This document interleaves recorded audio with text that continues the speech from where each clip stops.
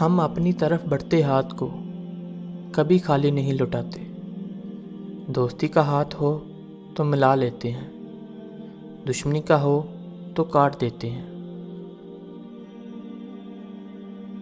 مسلمانوں کے دو ہی شوق ہوتے ہیں، جب اذان ہو جائے تو مسجد کی طرف دوڑنا، اور جب جنگ کا اعلان ہو جائے تو میدان جہاد کی طرف دوڑنا۔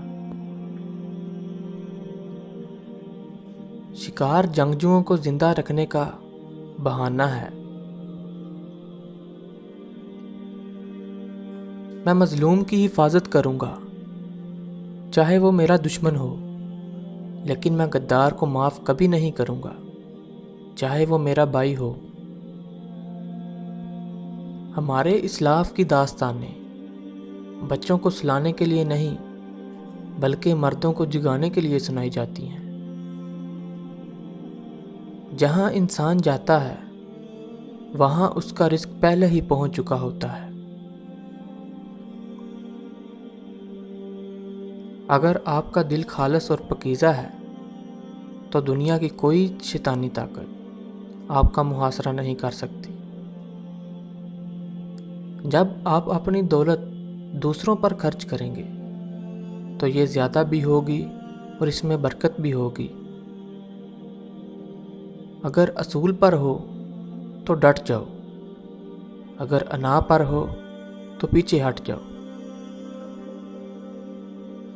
مایوسی ہمارے لیے حرام ہے، ہمیں اللہ کی رحمت سے مایوسی کرنے کا کوئی حقدار نہیں بنایا گیا۔ کیا آپ مجھے ڈرا سکتے ہیں؟ میری ایک ہی زندگی ہے اور وہ میرے خدا کی ہے۔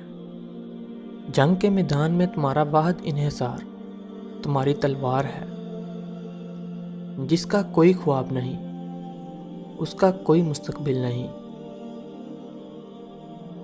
جو تم دیتے ہو وہ تم نہیں دیتے، اگر سمجھو تو تمہیں تو دینے کی توفیق بھی تم کو دینے والا دیتا ہے۔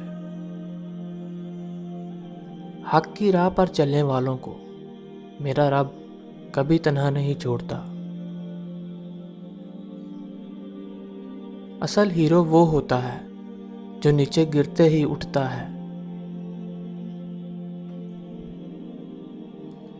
بعض اوقات شر اصل میں خیر اور خیر اصل میں شر ہوتا ہے۔ ہمارے دشمن کی طاقت ہماری طاقت کی نشانی ہے۔ ہم یا تو غازی بنیں گے یا شہید، مگر ہماری تلواروں کی جنکاریں ہزاروں سالوں تک سنائی دیں گی۔ میں اللہ کے سوا کسی کو جواب دہ نہیں ہوں۔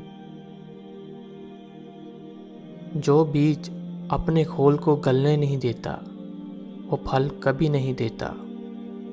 ذوالفقار سے بہتر کوئی تلوار نہیں، نہ اس زمین پر علی سے زیادہ کوئی بہادر ہے۔ مجھے موت کا کوئی ڈر نہیں، لیکن وہ آخری سانس میرے لیے حرام ہوگی جس سے پہلے میں ہتھیار ڈال دوں۔